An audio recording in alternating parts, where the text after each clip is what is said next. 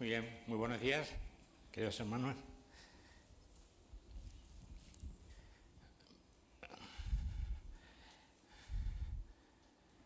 Bueno, ya está todo preparado. El domingo pasado iniciamos un tema, ¿no? Y la verdad es que es raro, pero es un privilegio poder continuarlo el domingo siguiente, ¿no? El tema además venía estupendamente bien, porque si recordáis el domingo pasado iniciamos un pasaje de la carta a los tesalonicenses, donde Pablo aborda una doble duda, una doble pregunta por parte de los hermanos de allí de Tesalónica en aquel tiempo. El domingo pasado vimos la primera parte. Ellos tenían dudas acerca de cómo regresaría Cristo. El apóstol le había enseñado muchas veces, o bueno, una serie de cosas, como hemos ido viendo, acerca de la venida de Cristo. Pero ahora a partir del capítulo 4, versículos 17, si no recuerdo mal, o igual me equivoco, sí, no sé cuál era, pero ¿dónde empieza? No me acuerdo, ya no lo tengo aquí la cita, ¿no? Aborda la parte final del capítulo 4, ¿no? Aborda la primera duda que ellos tenían. ¿Por qué? Porque el apóstol Pablo les había hablado cuando estuvo allí en Tesalónica acerca de la esperanza del arrebatamiento. El Señor venía, podía venir en cualquier momento y los que estaban vivos serían arrebatados. Pero claro, el tiempo pasaba, había creyentes que iban falleciendo. Y les entraba la duda a los hermanos de allí de Tesalónica de, oye, ¿y qué pasa con estos hermanos? ¿Qué va a ser con ellos?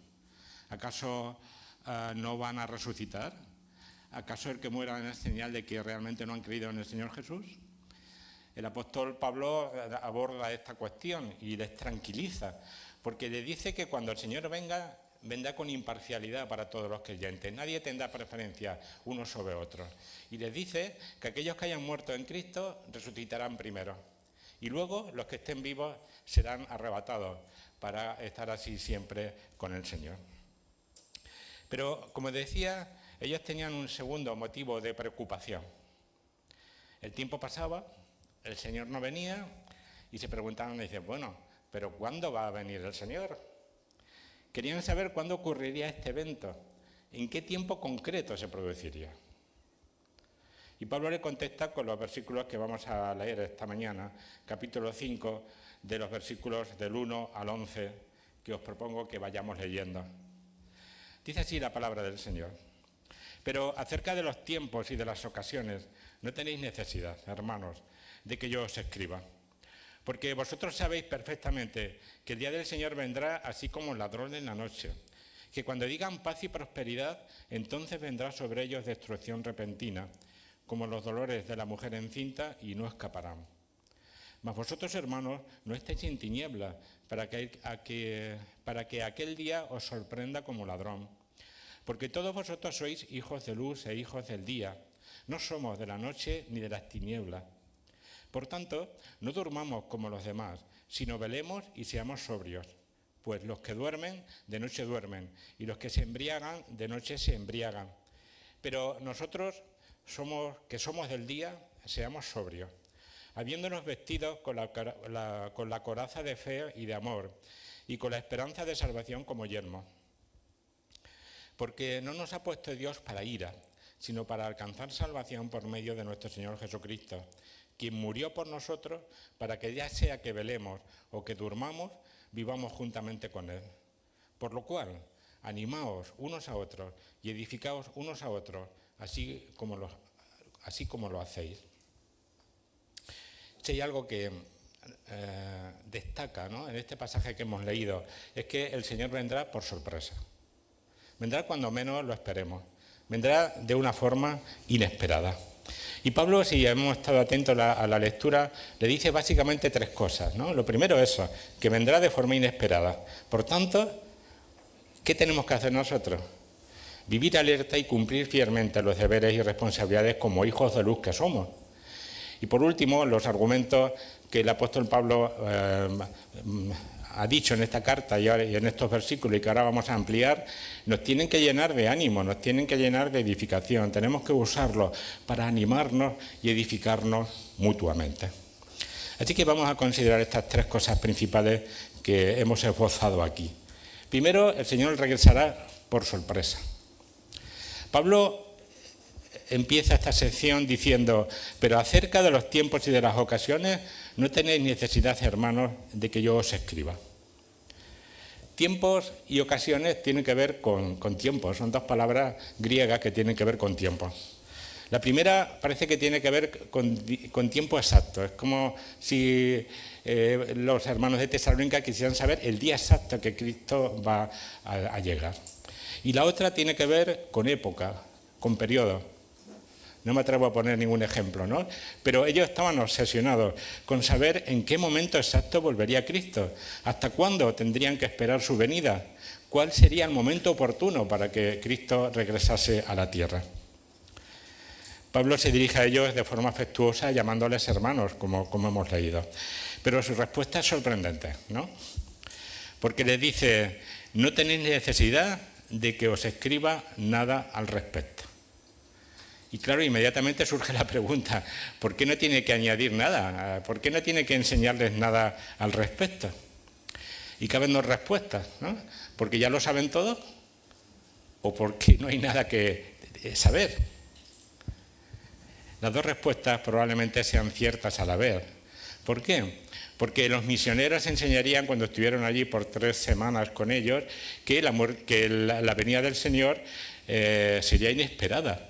Nadie sabe el día ni la hora en que vendría Cristo.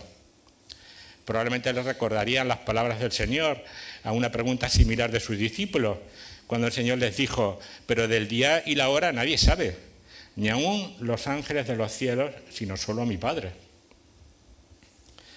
Además, el Señor expresó a sus discípulos, antes de ascender al cielo, que no les correspondía a ellos conocerlos. Dijo el Señor: no os toca a vosotros saber los tiempos o las sazones que el Padre puso en su sola potestad. Hechos 1:7. Por tanto, lo que Pablo dice a los tesalonicenses es que no hay nada nuevo que enseñar al respecto de cuándo vendrá el Señor. Dios ha tenido a bien no revelarnos nada acerca del tiempo exacto de su venida, excepto que esta puede ser en cualquier momento. Y de hecho será cuando menos lo esperemos, como ahora vamos a ver. Vimos el domingo pasado que la ignorancia de las realidades espirituales reveladas en la Escritura siempre es nocivo para el creyente, siempre es perjudicial para nosotros. Y vimos, ¿no?, cómo los hermanos de Tesalónica vivían con tristeza y cuando tenían que vivir con gozo porque desconocían ciertas cosas reveladas en las Escrituras. Pero la ignorancia respecto a otros aspectos, sobre todo relativos a la venida del Señor Jesús, no revelados en la Escritura, es inevitable, no lo sabemos porque no está revelado. Pero es que además yo me atrevería a decir que es bueno para nosotros. Pablo va a decir, o está diciendo, que en cuanto a los tiempos y las ocasiones de la venida del Señor, el peligro no es la ignorancia, el peligro es el conocimiento. ¿Por qué? Pues porque si supiéramos el día exacto de la venida del Señor, viviríamos relajados, viviríamos confiados. Diríamos: oye, comamos y bebamos, que bueno, aún tenemos tiempo hasta que venga el Señor. Recordaba mi época de estudiante, cuando ya en la edad de piedra casi, ¿no?, cuando cambiaron de la política de exámenes trimestrales a la evaluación continua. Bueno, cuando ponían exámenes trimestrales, pues el que más y el que menos no estudiaba hasta el día antes del examen, o los 2 días antes, ¿no? Bueno, todavía el examen está muy lejos, vamos a estudiar después. Pero cuando pasaron a la evaluación continua, como no sabías cuándo te iban a poner en el examen, lo que hacía era estudiar continuamente. Creo que este ejemplo, esta imagen es pertinente para lo que está aquí diciendo el apóstol Pablo. Si Dios en su gracia y en su bondad para con nosotros no nos ha revelado cuándo va a venir exactamente, es porque es mejor para nosotros. Nuestra obligación es vivir preparados para esa venida. Así que Dios en su sabiduría no nos ha revelado los tiempos y las ocasiones de la venida del Señor. Pero a pesar de ello, algunos se empeñan en poner fechas exactas. Algunos, yo diría que muchos, malintencionadamente. Porque si recordáis, detrás de muchos de los movimientos sectarios empezando por los testigos de Jehová y acabando por los del Palmar de Troya, por ejemplo, que los tenemos por aquí cerca, ¿no? Se empeñaban en poner una fecha exacta para la venida del Señor, pero con afán de meter miedo a la gente y apartarlos. Tenían fines sectarios. Otros, bien intencionadamente. Recuerdo un hermano que ya está con el Señor, ¿no? Que en los años, a finales del año 90 nos dio un retiro de iglesia y el tema principal es que para él el Señor iba a venir en el año 2003. ¿Y qué argumentos sacaba a relucir? Era buena su intención, ¿no? Pero ¿qué argumentos aducía? Dice, bueno, el Señor ha dicho que no, nadie sabe ni el día ni la hora, pero no dice el año lo podemos averiguar. ¿Y cómo sabemos el año?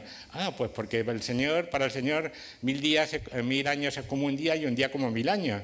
Y como en el año 2000 va a ser el tercer milenio, pues ya está, el tercer milenio viene Cristo. Pero hay un problema, porque seguramente el Señor nació en el año 3 de nuestro calendario. Entonces vendrá en el año 2003. Bueno, el 2003 pasó, este hermano está ya con el Señor y el Señor no ha venido, ¿no? Su intención era buena, pero su planteamiento era peregrino. Sin embargo, hay otros también, otras personas, ¿no?, que tienden a obsesionarse con el tema y dejan a un lado otras realidades de la experiencia cristiana mucho más importantes. Hemos dicho, y repito, ¿no?, que el Señor no nos da un plan detallado de los acontecimientos que van a venir en el futuro.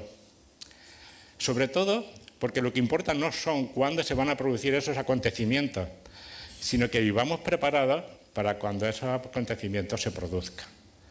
Así que tenemos que, aunque nos pese, ¿no?, a lo mejor a algunos, o os pese a algunos de los que estáis aquí, el Señor no nos ha dado la fecha exacta de su venida por nuestro bien, para que vivamos siempre preparados y alerta ante su venida. Y Pablo prosigue diciendo, porque vosotros sabéis perfectamente que el día del Señor vendrá así como ladrón en la noche.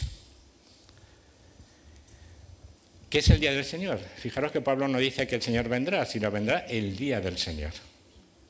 Bueno, como bien sabéis, y habéis leído el Antiguo Testamento, el día del Señor es un concepto que se remonta a los profetas del Antiguo Testamento y se refiere a cualquier intervención especial de Dios en la historia humana. Sea intervenciones de juicio o de otro tipo, pero sobre todo son las intervenciones de juicio y retribución hacia su pueblo Israel o hacia las naciones. Estas intervenciones de la antigüedad, si recordáis, normalmente no eran de 24 horas, no decir, ¡bum!, hoy, ¿no? Normalmente eran periodos de tiempo de juicio, por ejemplo, del diluvio o del del cautiverio en Babilonia, por ejemplo, ¿no? Aunque también hay ejemplos de un día de juicio, como fue en el caso de Sodoma y Gomorra. Así que normalmente, en el Antiguo Testamento sobre todo, este concepto de día del Señor se refiere a un periodo de juicio de Dios sobre Israel o sobre las naciones. Ahora bien, también el Antiguo Testamento nos advierte que todos los días del Señor de la antigüedad no son más que un pequeño anticipo del día del Señor grande y terrible del que hablan las Escrituras. El día de su intervención suprema en el juicio final que pondrá fin a la historia humana.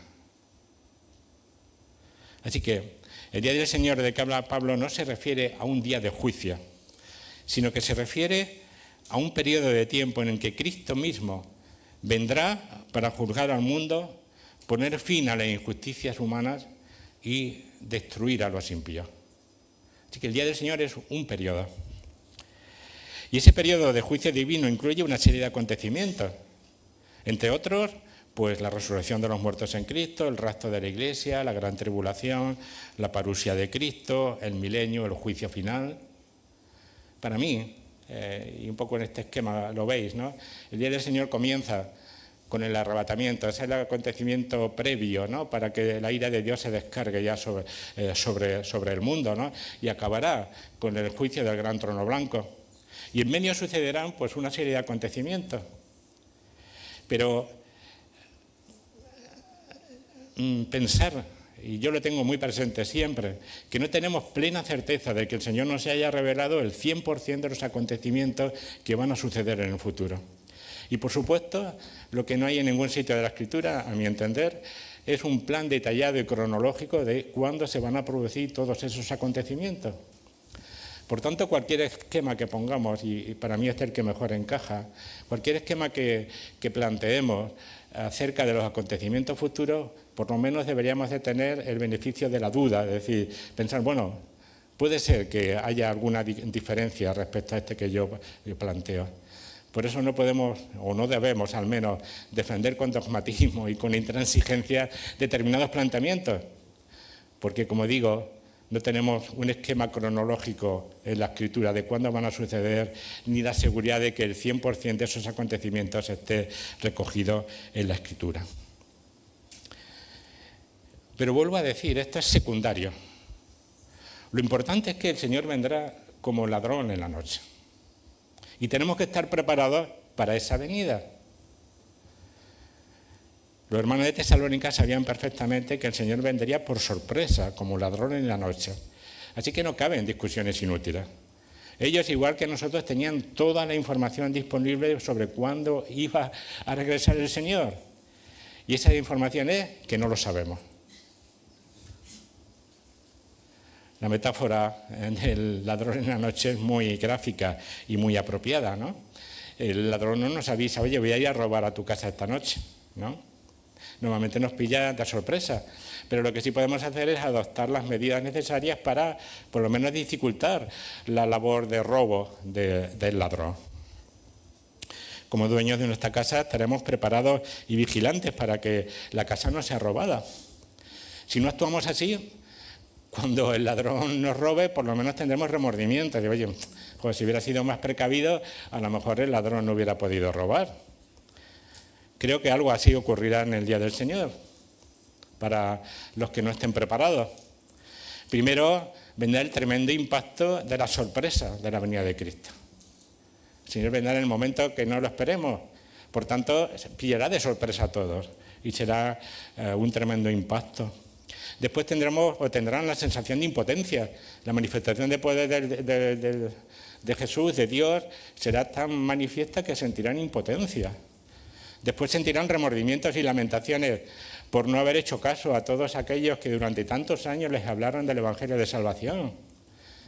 Sentirán remordimiento también y lamentaciones por haber malgastado la vida en placeres efímeros y bienes transitorios.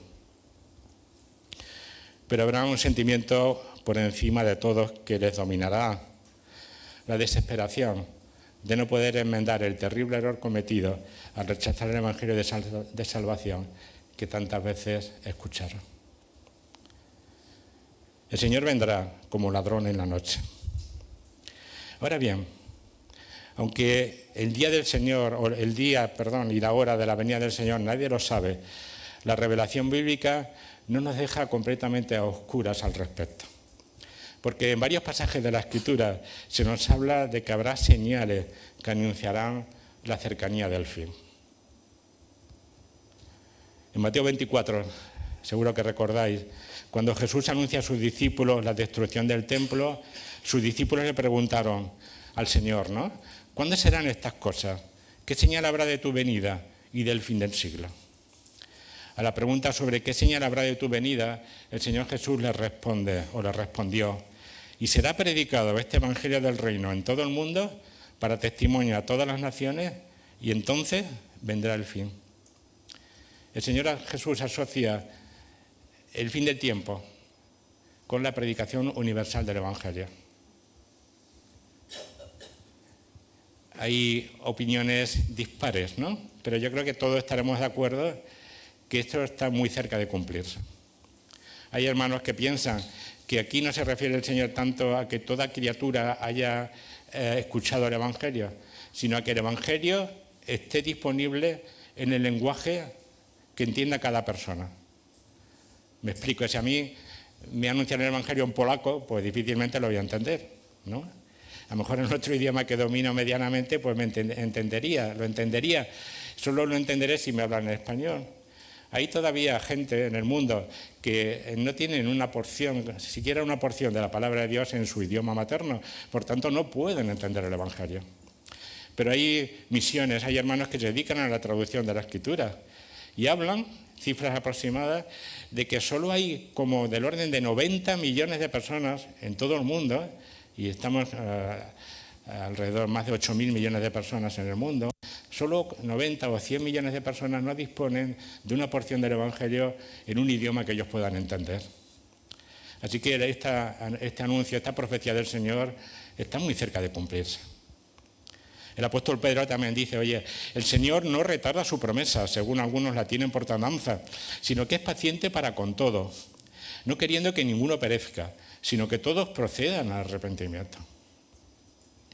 Según esto, pues el Señor nunca vendría, porque siempre hay padres que engendran hijos, hijos que engendran nietos, etcétera, ¿no? Es decir, hay un crecimiento continuo de la población. Pero Dios dice que el periodo de gracia, el periodo del Evangelio se acabará. El propósito de Dios es que todos procedan al arrepentimiento, pero lo cierto es que el tiempo del Evangelio de gracia tendrá su fin. Y ese fin se producirá, como dice el apóstol Pablo en Romanos 11:26, cuando haya entrado la plenitud de los gentiles. Será algo parecido a lo del retiro que hemos escuchado, ¿no? Te podías apuntar, pero ya el cupo está completo. Hay un momento, ¿no?, cuando haya entrado la plenitud de los gentiles, que ya nadie se convertirá. Así que hay señales, y señales muy próximas, de que el Señor vendrá pronto. En particular también dice que vendrá cuando digan paz y seguridad. El apóstol Pablo prosigue diciendo, cuando digan paz y seguridad, entonces vendrá sobre ellos destrucción repentina, como los dolores de la mujer encinta, y no escaparán. Con esta historia de la guerra de Israel y Gaza, ¿no?, cuando se produjo la invasión de lo de Hamás hacia Israel hace aproximadamente, creo que 2 años, hubo algunos hermanos que me llamaron, oye, que el Señor va a venir ya, porque pensaban que era como se desencadenaban ya las batallas finales de la que habla Apocalipsis. No, el Señor está diciendo en su palabra, ¿no? Además lo dice el Señor, oiréis guerras y rumores de guerra. Y dice, no os prestéis atención porque ese no es el fin. Será cuando digan paz y seguridad. Y esto lo dice Pablo también para resaltar lo inesperado que será el retorno de Cristo. La gente vivirá en un tiempo de gozo, de prosperidad y de paz. Pero los profetas del Antiguo Testamento advirtieron que ese periodo de paz y seguridad no siempre era señal de que Dios aprobase el comportamiento de las sociedades. Muchas veces era más la expresión de la paciencia de Dios, ¿no?, que su aprobación en cuanto a la vida de esa sociedad. No era señal de beneplácito de Dios, ¿no? Así que tengamos mucho cuidado con eso, ¿no? Y eso también puede ser una advertencia a nivel personal. No siempre que estamos experimentando un periodo de paz, un paz de seguridad, un periodo de bendición en nuestra vida, es señal de que Dios aprueba nuestro comportamiento.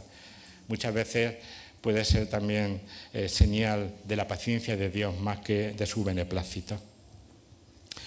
Así que cuando Jesús retorna al mundo, la gente en general estará comiendo, bebiendo, comprando, vendiendo, haciendo vida completamente normal. Y eso en sí mismo no es malo. Que nos ocupemos de nuestras obligaciones naturales no es malo necesariamente. Lo malo es cuando centramos nuestra vida en esas cosas y dejamos voluntariamente a un lado nuestras necesidades espirituales. La gente de los tiempos de Noé, como ahora vamos a leer, vivían centradas en sí mismos, buscando solo la satisfacción de sus necesidades, de sus apetitos, y habían dejado por completo a un lado las necesidades espirituales, relacionarse con Dios. Por eso el Señor Jesús comparó el día de su venida con los días de Noé.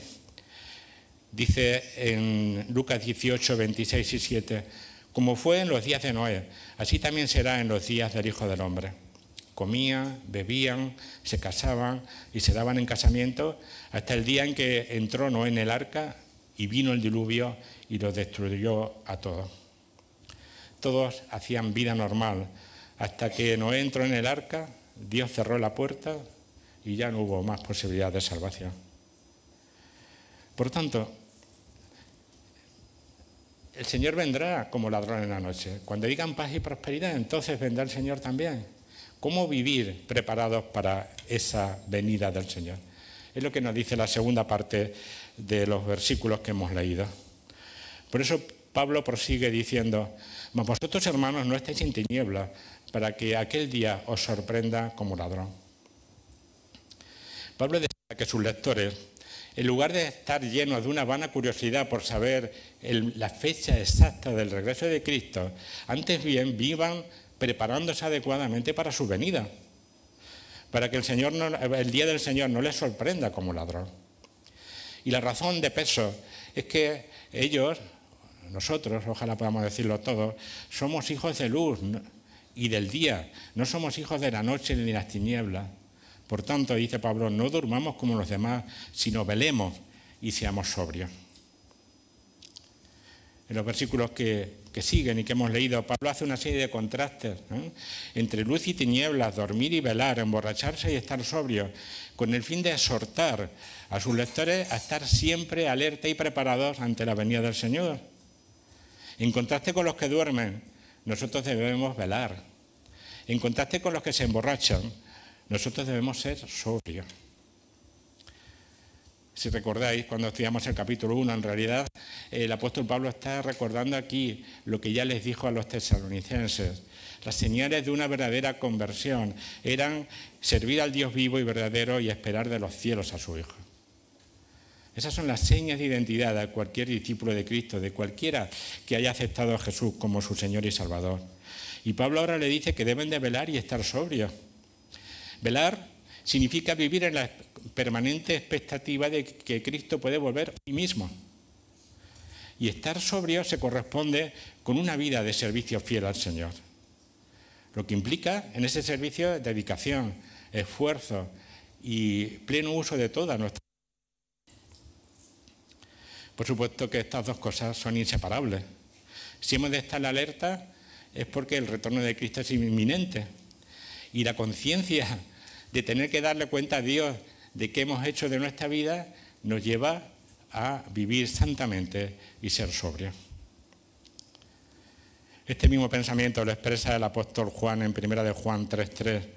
Y todo aquel que tiene esta esperanza en él se purifica a sí mismo, así como él es puro.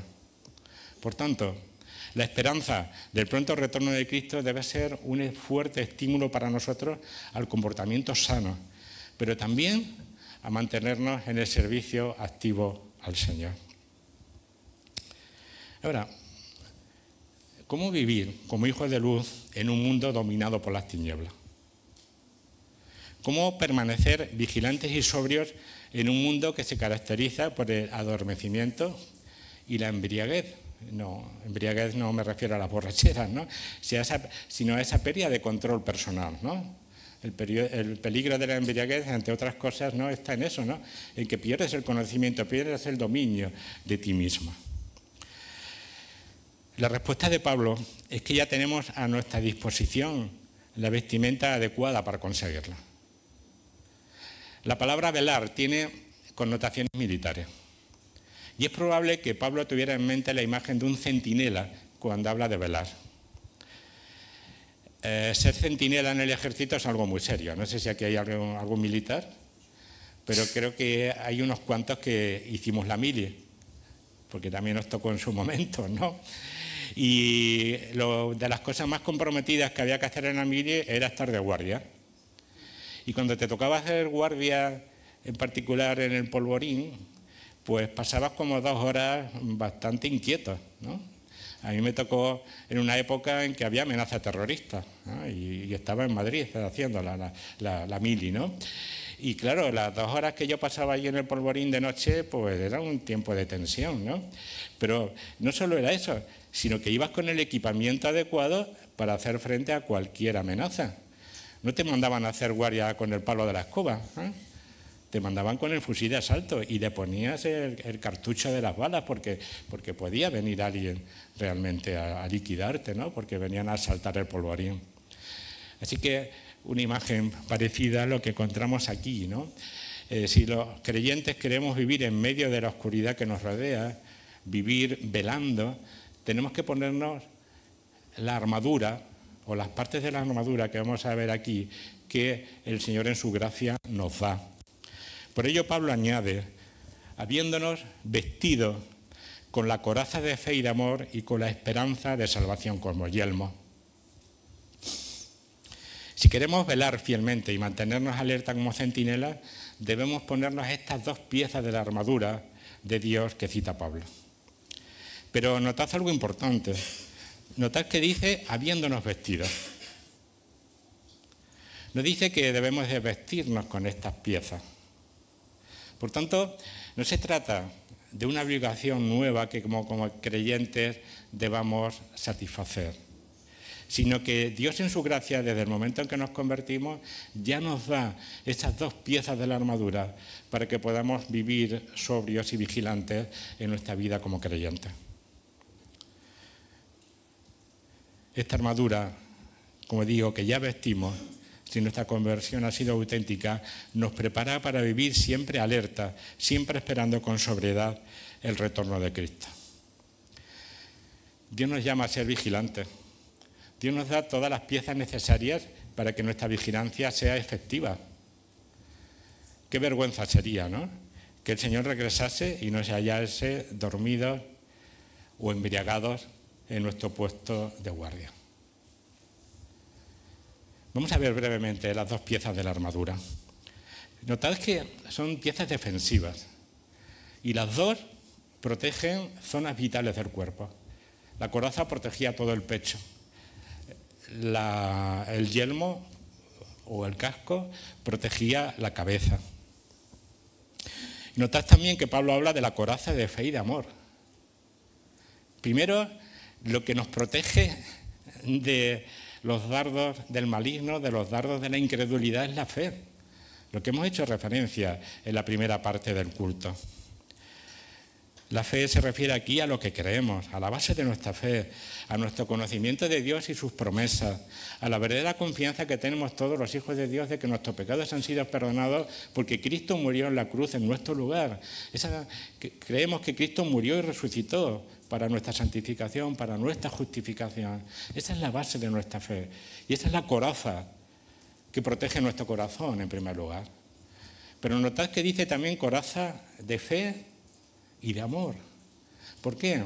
Porque la fe sin amor es un conocimiento estéril, un conocimiento que no resistiría los dardos de la incredulidad. Pero por otro lado, el amor sin fe, pues es un sentimentalismo. Las dos cosas tienen que estar unidas. ¿Por qué? Porque la fe auténtica obra por el amor, como dice Gálatas 5:6, y por otro lado, sin amor la fe es muerta, como dice Santiago 2:22. Así que debemos de tener presente esa coraza de fe y amor que Dios en su gracia nos ha dado. Pero a fe y amor Pablo añade esperanza de salvación. Y nos puede chocar, ¿no?, porque se está dirigiendo a los creyentes, ¿no? Da por hecho de que los que están escuchando son creyentes. Por tanto, Pablo no se refiere ya a esa salvación, podríamos decir, pasada, sino a la salvación que experimentaremos el día de la venida de Cristo. ¿Por qué? Porque la salvación tiene, digamos, dos componentes. Tiene un componente pasado o consumado. Somos liberados de la ira de Dios. Antes recordamos, nos hemos convertido de los ídolos a Dios para servir al Dios vivo y verdadero y esperar a los cielos a su Hijo, quien nos libra de la ira venidera. Y eso ya es una realidad. Liberación de la ira venidera, y eso ya podemos darlo por hecho porque lo tenemos asegurado por la obra expiatoria de Cristo a nuestro favor.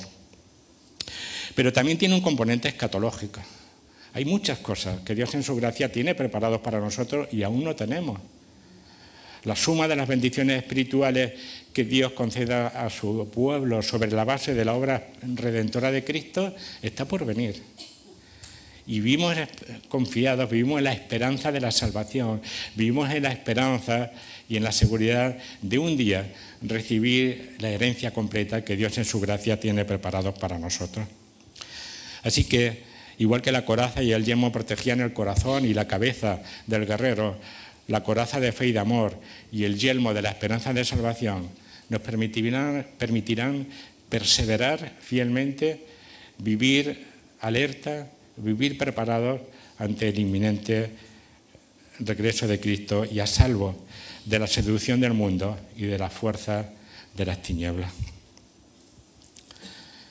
Voy terminando ya. ¿Cuál es la base firme de nuestra esperanza? El apóstol Pablo añade: porque no nos ha puesto Dios para ira, sino para alcanzar salvación por medio de nuestro Señor Jesucristo, quien murió por nosotros, para que ya sea que velemos o que durmamos, vivamos juntamente con Él. Estos versículos son la base firme de nuestra esperanza y expresan el carácter razonable de nuestra fe. No es una esperanza ilusoria, no es una esperanza visionaria, sino una realidad tangible por dos motivos. El primero, porque el designio de Dios para nosotros no es la ira. Dios no nos ha destinado para ser objetos de la ira que será revelada cuando Cristo regrese. Hemos recordado lo que dice el versículo 1-10, Jesús nos libra de la ira venidera. Y en segundo lugar, Dios nos ha puesto para alcanzar salvación por medio de nuestro Señor Jesucristo. Es decir, la adquisición de la salvación por medio de Jesucristo. Solo podemos alcanzar la salvación por ese medio, no hay otro. No hay otra posibilidad de ser salvos de la ira venidera, de alcanzar la salvación, que no sea mediante nuestro Señor Jesucristo. Porque Pablo aclara a continuación: fue Cristo quien murió por nosotros con el propósito de que ya sea que velemos o que durmamos, vivamos juntamente con Él. Esa es la base firme de nuestra esperanza. Esa es la base firme de nuestra esperanza de salvación. Que cuando el Señor venga, sea que ya estemos con Él o que estemos vivos, el Señor nos transformará para estar toda una eternidad juntamente con Él. ¡Qué maravilla de esperanza de salvación que Dios pone a nuestra disposición, ¿no? Es natural que Pablo termine diciendo: animaos y edificaos mutuamente. Por lo cual, animaos unos a otros y edificaos unos a otros, así como lo hacéis. Leían en comentarios sobre Primera y Segunda de Tesalonicenses de John Stott lo siguiente, refiriéndose a estas cuestiones que estamos hablando. Dos problemas distintos han fascinado y aturdido siempre en la mente humana. El primero tiene que ver con qué ocurre después de la muerte. ¿Dónde están nuestros seres queridos? ¿Volveremos a verlos? El segundo tiene que ver con el fin del mundo. ¿Tendremos que dar cuentas? Y de ser así, ¿cómo podemos prepararnos para ello? El apóstol Pablo, en los versículos que vimos el domingo pasado y los que hemos visto ahora, ¿no?, da respuesta a estas dos preguntas. Es natural que ante las respuestas que nos da la Escritura sintamos aliento, sintamos ánimo, sintamos fuerza para perseverar en el mundo que nos ha tocado vivir. Termino como en los días de Noé. El Señor Jesús comparó el día de su venida con los días de Noé.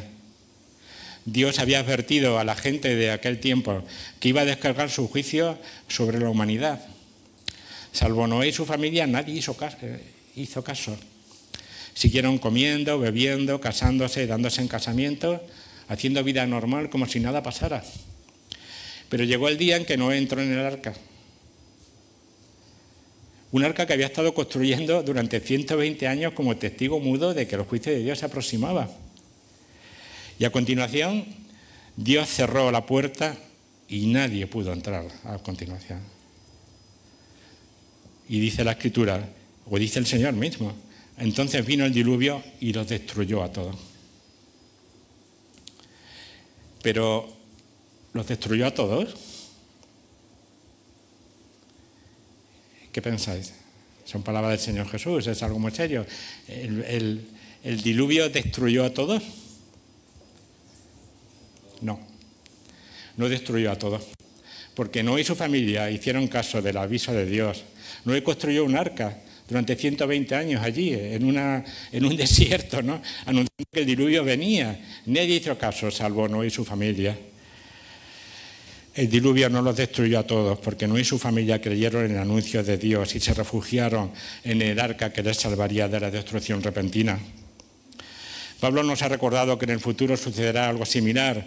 Entonces vendrá sobre ellos destrucción repentina y no escaparán. Ahora no necesitamos construir ningún arca que nos proteja del diluvio que viene. Este arca ya existe y es Cristo. Solo estando en Cristo podremos ser librados de la ira venidera. La puerta de ese arca de salvación aún está abierta, pero llegará el día cuando Dios cierre esa puerta, como hemos recordado, cuando haya entrado la plenitud de los gentiles. Pero a día de hoy Dios sigue teniendo abierta la puerta del arca de salvación que es Cristo. Hoy sigue siendo el día adecuado de salvación. Si alguno de los que estáis aquí aún no habéis entrado por esa puerta de salvación en Cristo, hoy es el día agradable de la salvación. No lo dejes para mañana, porque el Señor puede venir como ladrón en la noche. Quizás venga hoy, quizás venga mañana. Ojalá no te pille desprotegido frente al diluvio que viene. Ojalá sea así para tu bien y para gloria de Dios y alegría en el cielo. Señor, gracias por tu palabra. Gracias por ese horizonte maravilloso de promesas que tú nos das en la Escritura. Gracias por darnos consuelo, darnos respuesta a preguntas vitales, existenciales, que todo ser humano y nosotros también nos hacemos. Sin duda alguna encontramos aliento, ánimo, edificación en las palabras que hemos escuchado. Queremos, Señor, pedirte que nos animes, que nos ayudes a guardarlas en nuestro corazón y que sean un faro, una luz que alumbre nuestra vida en este mundo de tinieblas, en este mundo de oscuridad que nos ha tocado vivir. Ayúdanos por medio de la fe, por medio del amor, por medio, Señor, de la esperanza de salvación, a seguir firmes, a vivir velando y esperando tu regreso en cualquier momento. Ayúdanos, Señor, en esa tarea. Pero también, Señor, toca el corazón de aquellas personas que aún no te han recibido como Señor y Salvador. Aún está abierta la puerta del arca. Mueve a las personas, Señor, que no te conocen a entrar por ella. Ojalá, Señor, sea así, para mayor gloria y honra tuya y para alegría en el cielo y alegría nuestra. Gracias por tu amor y misericordia, Padre, para con nosotros, porque sin ello nada sería posible. Y queremos darte la gloria que solamente tú mereces. En el nombre de nuestro Señor Jesucristo. Amén.